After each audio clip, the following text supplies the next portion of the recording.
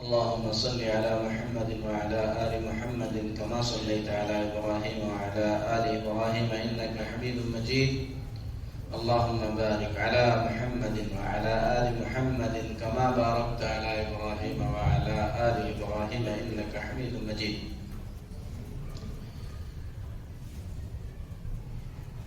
جیسا کہ اس سے پہلے کئی بار اعلان کیا گیا اور واضح کیا گیا، یہ ایک چھوٹی سی اور مفید ترین کتاب ہے جو سوال جواب پر مشتمل ہے، جس کا نام رکھا گیا ہے اپنا عقیدہ سیکھیے. تو اس میں تقریباً 50 سوال ہیں.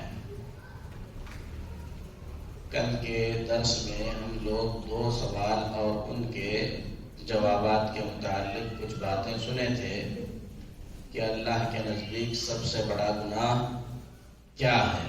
یہ سوال تھا اور اس کا جواب تھا کہ اللہ کے نزدیک سب سے بڑا گناہ اللہ کے ساتھ کسی اور کو شریک کرنا ہے، یہ سب سے بڑا گناہ ہے.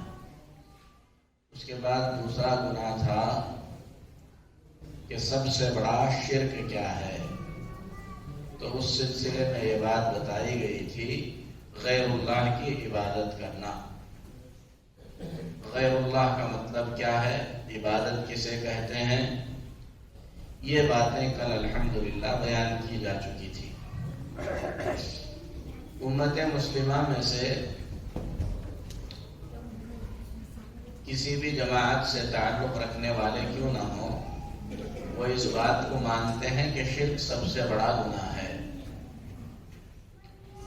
اور جو آدمی شرک کرتے ہوئے دنیا سے جاتا ہے وہ ہمیشہ ہمیشہ کے لیے جہنم میں رہے گا.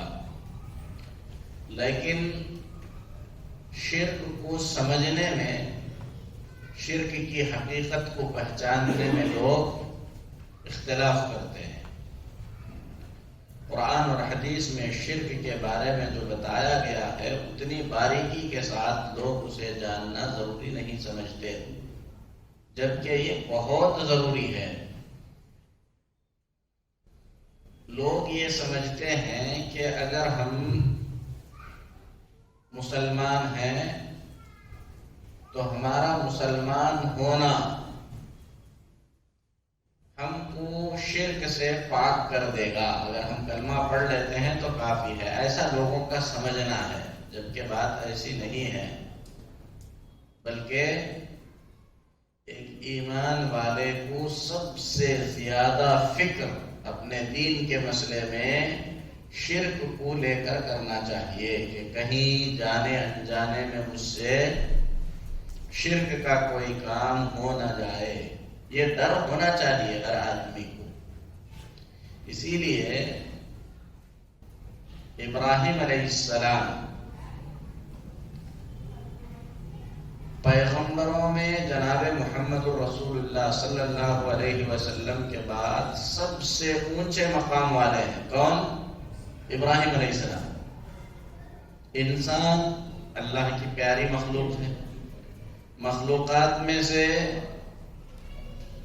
انسان اللہ کی پیاری مخلوق ہے، اللہ نے عزت دیا ہے انسان.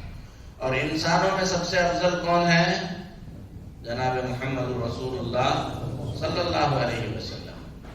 اور محمد صلی اللہ علیہ وسلم کے بعد پورے انسانوں میں سب سے افضل کون ہے؟ حضرت ابراہیم علیہ السلام. ابراہیم علیہ السلام جیسے پیغمبر اللہ سے دعا کرتے ہیں وَجُنُبْنِي وَبَنِيَّ أَن نَعْبُدَ الْأَصْنَامَ، اے اللہ تو مجھے اور میرے اولاد کو بتوں کی عبادت سے بچا دے. اس آیت کریمہ کی تفسیر میں بڑے بڑے ائمہ کہتے ہیں اگر ابراہیم علیہ السلام کو یہ دعا کرنے کی ضرورت پڑی تو دنیا کے اندر وہ کون سا انسان ہوگا جسے شرک سے ڈرنے کی ضرورت نہیں ہے. اگر ابراہیم علیہ السلام جو بتوں کو توڑے دین کے خاطر گھر سے نکالے گئے، ساری تکلیفیں برداشت کیے، اتنے بڑے پیغمبر کو اگر دعا کرنے کی ضرورت پڑ رہی ہے اور وہ دعا کر رہے ہیں کہ اے اللہ تو مجھے اور میری ذریت کو، میری اولاد کو بتوں کی عبادت سے بچا لے، انہوں نے یعنی بتوں نے بہت سارے لوگوں کو گمراہ کر رکھا ہے، اگر یہ دعا ابراہیم علیہ السلام کرتے ہیں تو پھر کون سا ایسا بندہ ہوگا جسے شرک سے ڈرنے کی ضرورت نہیں ہے؟ ہر انسان کو ڈرنے کی ضرورت ہے، شرک کو سمجھنے کی ضرورت ہے، اپنے آپ کو اس سے بچانے کی ضرورت ہے، اپنی نسل کو شرک سے بچانے کی کوشش کرنے کی ضرورت ہے۔ تو اسی لیے یہاں پر سوال یہ کیا گیا، کیا اس امت کے اندر شرک موجود ہے؟ امت محمدیہ جو مسلمان ہیں، کیا مسلمان ہونے کے بعد بھی آدمی شرک میں مبتلا ہو سکتا ہے؟ مسلمان اللہ کے حکم کو ماننے والا، مسلمان ہو کر انسان شراب پی سکتا نہیں پی سکتا؟ پی سکتا ہے، بہت سے مسلمان پی رہے ہیں۔ مسلمان ہو کر آدمی زنا میں مبتلا ہے، شراب میں مبتلا ہے، سود لے رہا ہے، دے رہا ہے۔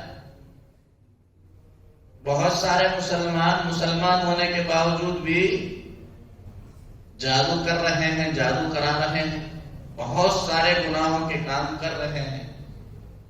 ویسے ہی مسلمان ہونے کے باوجود انسان جان بوجھ کر یا انجانے میں شرک کر سکتا ہے، سب سے پہلے یہ سمجھنے کی ضرورت ہے۔ پھر اس کے بعد اپنے آپ کو شرک سے بچانے کے لیے جو بھی ممکن کوشش ہو سکتی ہے وہ کوشش کرتے رہنا چاہیے۔ لیکن شیطان نے بعض لوگوں کے دماغوں میں یہ بات ڈال دی ہے کہ تم کلمہ پڑھتے ہو، تم مسلمان ہو، تم کو شرک سے ڈرنے کی کیا ضرورت ہے؟ تو آدمی جب پہلے ہی سے اپنے ذہن میں یہ بنا لے کہ میں تو شرک کر ہی نہیں سکتا، یا میں مسلمان ہوں تو مجھ سے شرک ہو ہی نہیں سکتا، تو وہ اس سے غافل ہو کر شرک میں مبتلا ہو جاتا ہے۔ جب اس کے ذہن میں یہ بات بیٹھ گئی کہ مسلمان شرک نہیں کر سکتا، تو اسے نہ شرک کو سمجھنے کی ضرورت محسوس کرتا ہے، وہ نہ شرک کی باریکیوں کو جاننے کی کوشش کرتا ہے، شرک کسے کہتے ہیں، کسے شرک نہیں کہتے، اس کو سمجھنے کی کوشش ہی نہیں کرتا۔ اور جب انسان اسے سمجھنے کی کوشش ہی نہیں کرے گا تو ایسی صورت میں کیا ہو جائے گا؟ وہ اس میں مبتلا ہو جائے گا۔ تو اسی لیے سب سے پہلے یہ جاننے کی ضرورت ہے کہ انسان کلمہ پڑھنے کے بعد بھی جان بوجھ کر یا انجانے میں اللہ کے ساتھ کسی کو شریک کر سکتا ہے۔ قرآن میں اللہ فرماتا ہے وَمَا يُؤْمِنُ أَكْثَرُهُمْ بِاللَّهِ إِلَّا وَهُمْ مُشْرِكُونَ، سورہ یوسف کی آیت ہے۔ اور اکثر لوگ، کیا کہا اللہ نے؟ اکثر لوگ، یعنی زیادہ تر لوگ جو اللہ پر ایمان لانے کا دعویٰ کرتے ہیں وہ شرک میں مبتلا ہے۔ ایک دم کھلی آیت، اللہ فرماتا ہے بہت سارے لوگ جو اللہ پر ایمان لانے کا دعویٰ کرتے ہیں شرک میں پھنسے ہوئے ہیں، شرک میں مبتلا ہیں۔ اگر معلوم ہی نہیں ہے ہم کو شرک کیا ہے، توحید کیا ہے، تو ہم بہت سارے شرکیہ کاموں کو توحید سمجھ کر کرتے رہیں گے، ہمارا اعمال برباد ہوتے رہیں گے، ہمارے اعمال برباد، اور ہم کو اس کا احساس بھی نہیں ہوگا، شرک کی حالت میں مریں گے، ہمیشہ ہمیشہ کے لیے جہنمی ہو جائیں گے۔ تو سب سے پہلے یہ مان لینا کہ امت محمدیہ میں آ کر بھی انسان جہالت کی وجہ سے شرک میں مبتلا ہو سکتا ہے، یہ شرک سے بچنے کا سب سے پہلا قدم ہے۔ اسی طریقے سے اللہ کے نبی جناب محمد رسول اللہ صلی اللہ علیہ وسلم فرماتے ہیں لا تقوم الساعة حتى تلحق قبائل من امتی بالمشرکین، قیامت اس وقت تک نہیں آئے گی، کیا کہا اللہ کے نبی صلی اللہ علیہ وسلم نے؟ قیامت اس وقت تک نہیں آئے گی جب تک کہ میری امت کے بہت سارے قبیلے، قبائل من امتی، میری امت کے بہت سے قبیلے، قبیلہ یعنی کئی خاندانوں سے مل کر قبیلہ بنتا ہے، اللہ کے نبی فرماتے ہیں میری امت کے بہت سے قبیلے، کچھ افراد کچھ لوگ نہیں بولے اللہ کے نبی، میری امت کے بہت سارے قبیلے جب تک مشرکین کے جیسے نہیں ہو جائیں گے، مشرکین کے ساتھ جا کر نہیں ملیں گے ان کے کام میں، اس وقت تک قیامت نہیں آئے گی۔ یعنی قیامت آنے سے پہلے بہت سارے ایسے لوگ جو امت محمدیہ میں سے ہیں کیا کریں گے؟ مشرکوں کے ساتھ مل کر شرکیہ کام کرنے لگیں گے۔ وَحَتَّى تَعْبُدَ الْأَوْثَانَ، اور قیامت اس وقت تک نہیں آئے گی جب تک کہ میری امت کے بہت سارے لوگ بتوں کی عبادت بھی کرنے لگیں گے۔ اور آج دیکھتے ہوں گے بہت سارے نیٹ پہ ویڈیوز آتے ہیں، برقع ڈالی ہوئی ہیں عورتیں بتوں پر، بتوں کی پوجا کر رہی ہیں، مندروں کے پاس جو ہے لوگ لگے ہوئے ہیں، اور شرک کی اور بہت ساری شکلیں، قبر پرستی کی شکل میں، درخت پرستی کی شکل میں، جھنڈا پرستی کی شکل میں عام ہے۔ وجہ کیا ہے؟ لوگوں کو اطمینان ہو گیا کہ ہم مسلمان ہیں، ہم سے شرک نہیں ہو سکتا، اسی لیے شرک میں مبتلا ہو گئے۔ تو سب سے پہلے یہ جاننے کی ضرورت ہے کہ شرک امت محمدیہ کے لوگ بھی کلمہ پڑھنے کے بعد بھی کر سکتے ہیں، اور شرک کرنے کے بعد وہ آدمی اگرچہ کہ اپنے آپ کو مسلمان کہے لیکن اپنے اس عمل کی وجہ سے وہ مشرک ہو جائے گا، ہمیشہ ہمیشہ کا جہنمی ہو جائے گا۔ اگر کوئی صرف شراب پی کر مرے، زنا کر کے مرے، چوری کر کے مرے، بدکاریاں کر کے مرے، جہنم میں جائے گا بھی، تو امید ہو سکتی ہے اگر شرک سے پاک مرے گا تو جہنم میں سزا بھگتنے کے بعد اسے جنت ملے گی، لیکن جو آدمی شرک کرتے ہوئے مرے گا وہ جنت میں جا ہی نہیں سکتا، جہنم سے نکل ہی نہیں سکتا۔ اسی لیے شرک کو سمجھنے کی ضرورت ہے، اور جب ہم شرک کی بات کرتے ہیں تو کسی کو ٹارگٹ کرنا، کسی کو جو ہے دل دکھانا، یہ مقصد نہیں ہوتا۔ آپ خطرے میں ہیں، اس خطرے سے اپنے آپ کو باہر نکالو، اپنی آخرت داؤ پہ لگی ہوئی ہے، اپنی آخرت کو بچا لو، اپنی جہنم خرید رہے ہو، اس سے بچو، یہ مقصد ہے۔ آپ جائیں گے قبر پرستی کریں گے، اس سے ہم کو کیا نقصان ہے؟ بتانا کیوں ضروری ہے؟ اس لیے ضروری ہے کہ آپ کی آخرت خطرے میں ہے، آپ جہنم کی طرف بڑھ رہے ہیں، جہنم کی طرف بڑھتے ہوئے اپنے قدم روک لو، شرک کو سمجھو، شرک سے باز آؤ، اس میں آپ کی ہمیشہ کی آخرت فائدے میں رہے گی، یہ مقصد ہے۔ تو امت محمدیہ میں بھی شرک ہو سکتا ہے، آدمی مسلمان ہونے کے باوجود بھی جان بوجھ کر یا انجانے میں شرکیہ کام کر سکتا ہے۔ شرک کیا ہے اسے سمجھ کر اس سے بچ لینے میں عافیت ہے۔ اس کے بعد سوال ہے مردوں اور غائب لوگوں کو پکارنے کا کیا حکم ہے؟ مردوں اور غائب لوگوں کو پکارنے کا کیا حکم ہے؟ تو جواب ہے مردوں اور غائبین کو پکارنا شرک اکبر ہے۔ مردوں اور غائبین کو پکارنا کیا ہے؟ شرک اکبر، یعنی بڑا شرک ہے۔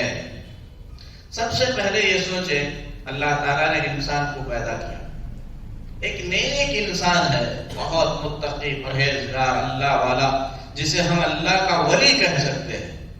اگر وہ گہری نیند میں سویا ہوا ہے، بہت اچھی نیند میں سویا ہوا ہے، کوئی بازو میں کھڑ کر آہستہ سے اسے پکارے تو وہ سنے گا، نیک آدمی، اللہ والا، تہجد گزار، اللہ کا نیک بندہ اگر نیند میں ہے تو سنے گا؟ نہیں سنے گا۔ جب وہ انتقال کر گیا تو اس کے اندر اتنی طاقت کہاں سے آ گئی کہ کسی اور بستی میں کھڑ کر میں پکار رہا ہوں تو وہ سننے لگتا ہے۔ جب تک زندہ تھے اللہ کے نیک بندے بستی میں رہ کر دور سے پکارنے پر نہیں سنتے تھے، جب وہ سو جاتے تھے تو نہیں سنتے تھے۔ یہ عجیب بات ہے کہ جب ان کا انتقال ہو گیا تو ان میں اتنی طاقت آ گئی کہ اپنی قبر کے اندر سے دور سے ہی سننے کے قابل ہو گئے۔ تو یہ شیطان کی طرف سے تلبیس ہے۔ قرآن میں اللہ تعالیٰ فرماتا ہے آپ مردے کو سنا نہیں سکتے، آپ مردے کو سنا نہیں سکتے۔ تو یہاں پر سوال ہے مردوں اور غائبین کو پکارنے کا کیا حکم ہے؟ تو مردوں اور غائبین کو پکارنے کا حکم کیا ہے؟ شرک اکبر ہے۔ اب مردہ کون ہے؟ جس کی روح اس کے جسم سے نکل گئی وہ میت ہے، عربی میں اسے میت کہتے ہیں، اردو میں اسے مردہ کہتے ہیں، جس کی بھی روح نکل گئی۔ ہمارے لیے وہ مردہ ہے، لیکن اللہ تبارک و تعالی نے اپنے کچھ بندوں کے بارے میں فرمایا ہے کہ وہ مرنے کے باوجود بھی مردہ نہیں ہے۔ جیسے اللہ نے فرمایا وَلَا تَقُولُوا لِمَنْ يُقْتَلُ فِي سَبِيلِ اللَّهِ أَمْوَاتٌ، جو اللہ کی راہ میں مارے گئے ہیں ان کو مردہ مت کہو، بل احیاء، بلکہ وہ زندہ ہیں، وَلَكِنْ لَا تَشْعُرُونَ، لیکن اللہ نے کہا وہ زندہ ہیں یہ تم محسوس نہیں کر سکتے۔ کیا محسوس نہیں کر سکتے؟ ہم ان کا زندہ ہونے کو محسوس نہیں کر سکتے۔ اسی لیے ہم کو حکم دیا گیا اللہ کے راہ میں بھی اگر مارا گیا ہے تو ہم اس کو کیا کریں گے؟ گھر میں رکھیں گے، کھانا دیں گے، پانی دیں گے، یا کیا کریں گے؟ دفن کریں گے۔ اسی لیے سید الشہداء، شہیدوں کے سردار حضرت حمزہ رضی اللہ تعالی عنہ ٹکڑے کیے گئے لیکن دفن کیا گیا، اور صحابہ جو شہید ہوئے ان کو دفن کیا گیا۔ اللہ نے کہا وہ اللہ کی راہ میں اپنی سب سے عزیز ترین چیز جان دیے ہیں، تو جان ان کی جو ہے انہوں نے اپنی مرضی سے قربان کی ہے۔ اسی لیے اللہ تبارک و تعالی کیا کرتا ہے؟ آدمی جیسا عمل کرتا ہے اس کے عمل کے اعتبار کا بدلہ اللہ اسے عطا فرماتا ہے۔ جیسے ہم روزہ رکھ کر پیاس برداشت کرتے ہیں تو اللہ بدلے میں کیا دے گا ہمیں؟ باب الریان سے داخلہ۔ باب الریان سے داخلہ کیوں؟ کیونکہ اس دروازے سے داخل ہونے کے بعد کبھی پیاس نہیں لگے گی۔ آپ نے زندگی میں اللہ کے خاطر پیاس برداشت کی تو اللہ کو یہ ادا اتنی پسند آئی کہ آپ کو پیاس نہ لگے، ایسا انتظام اللہ نے کیا۔ اسی طریقے سے آپ روزے میں رہ کر اپنے معدے کو خالی رکھ کر منہ میں بدبو آنے تک آپ صبر کرتے رہے تو اللہ کو یہ ادا اتنی پسند آئی کہ آپ کی بدبو کو اللہ تعالیٰ نے مشک سے زیادہ پیاری خوشبو قرار دیا۔ ایسے ہی زندگی سب کو پیاری ہے، آپ نے وہ پیاری زندگی اللہ کے لیے قربان کر دی تو اللہ نے آپ کو اتنا اونچا مقام دے دیا کہ اپنے بندوں سے کہہ دیا کہ یہ مر کر بھی مرا نہیں ہے، اسے مردہ مت کہو۔ مطلب یہ نہیں ہے کہ وہ حقیقت میں زندہ ہے، دنیا میں چل پھر رہا ہے، سن سکتا ہے، بول سکتا ہے، یہ مطلب نہیں ہے۔ اسی لیے اللہ نے آگے کہا وَلَكِنْ لَا تَشْعُرُونَ، ان کو جو زندگی ہے وہ زندگی تم محسوس نہیں کر سکتے۔ لیکن جس طریقے سے روح نکلنے کے بعد دوسرے نہیں سن سکتے وہ بھی نہیں سن سکتے، اسی لیے ان کو پکارنے کا حکم نہیں دیا گیا۔ صرف ایک آیت کو لے کر مردہ مت کہو، وہ زندہ ہے، ٹھیک ہے زندہ ہے، حضرت حمزہ رضی اللہ تعالیٰ عنہ جب زندہ تھے، کوئی مکہ میں سے ان کو پکارتا تو سنتے تھے؟ نہیں سنتے تھے۔ اب انڈیا سے بیٹھ کر ہم پکاریں گے تو سنیں گے۔ حضرت حسین رضی اللہ تعالیٰ عنہ شہید کر دیے گئے، اب یہاں سے ہم پکاریں گے تو سنیں گے۔ حضرت علی رضی اللہ تعالیٰ عنہ جب تک باحیات تھے، کوئی بات آپ تک پہنچانی ہوتی، کسی کو بولا جاتا، کوئی جا کر آپ کو سناتا تھا۔ آپ جب شہید کر دیے گئے تو ہم انڈیا میں بیٹھ کر پکاریں گے تو آپ سنیں گے؟ ایسے نہیں ہے۔ قرآن کی ایک آیت کو لے کر کے وہ زندہ ہیں اس لیے سنتے ہیں، یہ ساری چیزیں لگانا قرآن کی اور بہت ساری آیتوں کو اور حدیثوں کو چھوڑنے کے برابر ہے۔ اسی لیے اللہ کے نبی صلی اللہ علیہ وسلم فرماتے ہیں، جو شخص اللہ کی راہ میں مارا جاتا ہے، اللہ اس کی روح کو ہرے رنگ کے پرندوں کے پیٹ میں جنت میں رکھتا ہے۔ کہاں رہتی ہیں روحیں؟ جنت میں۔ ہرے رنگ کے پرندے ہیں، ان کے پیٹوں میں ہیں شہیدوں کی روحیں۔ وہ جنت میں جہاں چاہتے ہیں جاتے ہیں، آتے ہیں، آرام سے گھوم رہے ہیں۔ اللہ تبارک و تعالیٰ ان سے پوچھتا ہے کہ اے میرے بندو، تمہاری کوئی خواہش ہے جو میں پوری کروں؟ تو وہ کہتے ہیں کہ اے اللہ، ہم کو سب کچھ مل گیا، کچھ نہیں چاہیے۔ اللہ جب بار بار پوچھتا ہے اور ان کو جب یہ یقین ہو جاتا ہے کہ جب تک ہم اللہ سے کچھ نہیں مانگیں گے اس وقت تک ہم سے پوچھا ہی جاتا رہے گا، تو اس وقت وہ اللہ سے کہتے ہیں کہ اے اللہ، ہماری یہ خواہش ہے کہ ہم دنیا میں دوبارہ جائیں۔ اگر وہ پہلے ہی ہیں تو پھر آنے کی خواہش کیوں کریں گے؟ دوبارہ جائیں، تیرے راہ میں لڑیں، پھر سے شہید ہو جائیں، تاکہ شہادت کا جو درجہ ہمیں ملا ہے، اس درجے کو ہم پانے کے بعد اس سے بڑی نیکی کوئی اور نہیں سمجھتے، اسی لیے جا کر دوبارہ لڑ کر شہید ہونا چاہتے ہیں۔ تو روحیں موت کے بعد کی زندگی، اس کا ایک الگ تصور ہے۔ اللہ تعالیٰ نے فرمایا کہ انہیں مردہ مت کہو، عند ربہم یرزقون۔ کیا کہا اللہ نے؟ اپنے رب کے پاس وہ روزی دے رہے ہیں کہ پا رہے ہیں؟ روزی پا رہے ہیں، اللہ انہیں روزی دے رہا ہے۔ صرف ان آیتوں کو اچھی طریقے سے سمجھ لیا جائے، کبھی بھی ایک گمراہ کرنے والا، باطل پرست، غلط عقیدے کا آدمی آپ کے سامنے قرآن کی کوئی آیت کوٹ کرتا ہے تو امام ابن تیمیہ ایک اصول بتاتے ہیں۔ اصول یہ ہے کہ اس آیت کو پورے طور پر پڑھ کر صحیح طور پر سمجھا جائے تو اس کے باطل عقیدے کا رد اسی آیت کے اندر ہوتا ہے۔ جیسے اللہ تعالیٰ نے فرمایا اسی آیت کے اندر، وَلَا تَقُولُوا لِمَنْ يُقْتَلُ فِي سَبِيلِ اللَّهِ أَمْوَاتٌ، جو اللہ کی راہ میں شہید کیے گئے ان کو مردہ مت کہو۔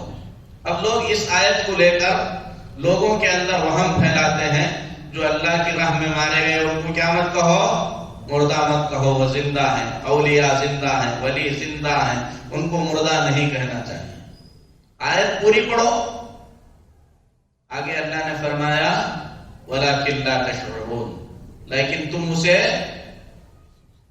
محسوس نہیں کر سکتے، تم کو اس کا شعور نہیں ہے۔ ارے بھائی، جس چیز کا مجھے شعور نہیں ہے اس کا شعور تجھے کیسے ہو گیا؟ اللہ کہہ رہا ہے وہ زندہ ہے، اس کا تمہیں شعور نہیں ہے، تو پھر قبریں سانس کیسے لینے لگی؟ شعور تو ہو گیا نا۔ قبر سے نکل کر، مزار سے نکل کر بابا جو ہے فریاد پوری کیسے کرنے لگے؟ اگر پوری کیے کسی نے دیکھا تو شعور ہوا کہ نہیں ہوا؟ اسی آیت کے اندر جو ہے اس کا رد ہے۔ اسی طریقے سے اللہ نے فرمایا جو اللہ کے راہ میں مارے گئے انہیں مردہ مت کہو، عند ربہم یرزقون، وہ اپنے رب کے پاس روزی دیے جا رہے ہیں، روزی ان کو دی جا رہی ہے، یعنی وہ محتاج ہیں، ان کو روزی مل رہی ہے۔ کس سے مل رہی ہے؟ اللہ سے مل رہی ہے۔ جو خود روزی حاصل کر رہا ہے وہ روزی دینے کے قابل کیسے ہو گیا؟ تو قرآن کی انہی آیتوں میں اس کا رد ہوتا ہے۔ اسی طریقے سے کہتے ہیں الا ان اولیاء اللہ لا خوف علیہم ولا هم يحزنون، اللہ کے ولیوں کو نہ تو کوئی خوف ہے نہ تو کوئی غم ہے۔ کون ہے؟ آگے آیت مکمل پڑھیں گے، اسی میں اس کا جواب مل جائے گا۔ الذین آمنوا وکانوا یتقون، وہ لوگ جو ایمان لاتے ہیں اور اللہ کے حلال کو حلال، اللہ کے حرام کو حرام سمجھ کر اللہ کے حکم کے مطابق زندگی گزارتے ہیں۔ ولی اسے خوف نہیں ہے، اسے غم نہیں ہے۔ لیکن کون ہے ولی؟ آگے کی آیت میں بتایا گیا، ایمان والا، تقوی والا، جو ادننگا کھڑا ہو، جو نماز ہی نہیں پڑھتا ہو، جو یہ سمجھتا ہو کہ میرے لیے شریعت کی پابندیاں ختم کر دی گئی ہیں، اب آپ اسے ولی بنا رہے ہیں۔ اگر قرآن کی آیت آگے کی بھی پڑھ لیے ہوتے تو ولی آپ کو سمجھ میں آ جاتا۔ اور جو اللہ کا ولی بن کر زندگی گزارتا ہے، اسے ڈرنے کی کیا ضرورت ہے، اسے خوف کرنے کی کیا ضرورت ہے؟ اس کا سب کچھ لٹ جائے گا، تب بھی اسے اللہ پر ایمان ہے کہ اگر میرا سب کچھ لٹا ہے تو اس میں اللہ کی مرضی ہے، اور اللہ جو بھی کرتا ہے خیر کے لیے کرتا ہے۔ وہ ڈرے گا کہ وہ پریشان کیوں ہوگا؟ تو اسی طریقے سے یہ جو سوال ہے کہ مردوں اور غائبین کو پکارنا اور ان کے بارے میں یہ سمجھنا وہ زندہ ہیں، وہ ضرورتیں پوری کرتے ہیں، یہ ساری کی ساری چیزیں شرک ہیں۔ اس سلسلے میں قرآن کی آیتوں کے کچھ ٹکڑے لے کر لوگوں کو گمراہ کیا جاتا ہے، جس گمراہی سے اچھی طور پر جو ہے سمجھنے کی ضرورت ہے۔ اللہ نے کھلے الفاظ میں فرمایا وَلَا تَدْعُ مِن دُونِ اللَّهِ مَا لَا يَنفَعُكَ وَلَا يَضُرُّكَ فَإِن فَعَلْتَ فَإِنَّكَ إِذًا مِنَ الظَّالِمِينَ، اللہ کے سوا کسی کو مت پکارو جو نہ تمہیں فائدہ پہنچا سکتے ہیں اور نہ نقصان پہنچا سکتے ہیں، اگر ایسا کرو گے تو ظالموں میں سے ہو جاؤ گے۔ اور اللہ کے نبی صلی اللہ علیہ وسلم فرماتے ہیں مَن مَاتَ وَهُوَ يَدْعُو مِن دُونِ اللَّهِ نِدًّا دَخَلَ النَّارَ، جو شخص اس حالت میں مرے کہ اللہ کے سوا کسی اور کو پکارتا تھا۔ کیسے کسی اور کو پکارتا تھا؟ ضرورت پوری سمجھنے والا، ضرورت پوری کرنے والا سمجھ کر، مدد کرنے والا سمجھ کر اگر پکارتا تھا، اسی حالت میں وہ مر گیا تو اللہ کے نبی صلی اللہ علیہ وسلم فرماتے ہیں جہنم میں داخل ہوگا۔ تو قرآن کی اس آیت اور نبی پاک صلی اللہ علیہ وسلم کی اس حدیث کی روشنی میں جو لوگ انتقال کر چکے ہیں، ان لوگوں کو مدد کے لیے پکارنا، یہ سمجھ کر پکارنا کہ وہ ہمیں نفع یا نقصان پہنچا سکتے ہیں، اللہ کے ساتھ شرک کرنا ہے۔ اور یہ شرک بہت بڑا گناہ ہے جو آدمی کو اسلام سے خارج کر دیتا ہے، اس کی جنت کو تباہ کر دیتا ہے، اسے جہنم میں جانے کا موجب بناتا ہے۔ اللہ سے دعا ہے کہ اللہ تعالیٰ ہمیں شرک اور توحید کی حقیقت کو سمجھنے کی توفیق دے، شرک سے اللہ ہماری حفاظت فرمائے، ہماری نیکیوں کو اللہ قبول فرمائے، ہمارے گناہوں کو اللہ تعالیٰ درگزر فرمائے۔ اللہ تبارک و تعالیٰ تمام مسلمان میتین کی جو توحید کے ساتھ اس دنیا سے رخصت ہوئے ان کی مغفرت فرمائے، ان کے قبروں کو اللہ نور سے بھر دے۔ آمین۔ وصلی اللہ علی نبینا محمد وعلی آلہ وصحبہ اجمعین۔